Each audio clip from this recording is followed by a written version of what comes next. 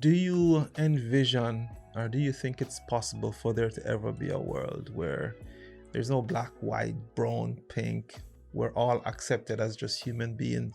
Do you think that world, that future exists? I mean, obviously it's not going to be in our time, Yeah. but can you imagine? And this is like a shot in the dark kind of a thing. But do you think that world, that future exists? I do think the hopeful part of me Yeah. do think it, because I feel like our generation is a little more aware as Yeah. compared to our parents' generation and the generations before them. Yeah.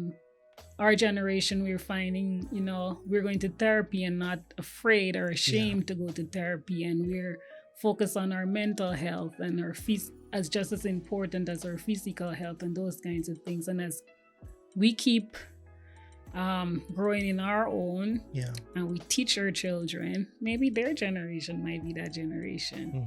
I seen that in schools now there, and a lot of people are having their own, from our generation and generation before, they're having their own thoughts about schools being more inclusive, about children that might not identify as male or female and have different identification, and they're incorporating these different genders into the schools. And some people have a problem with that.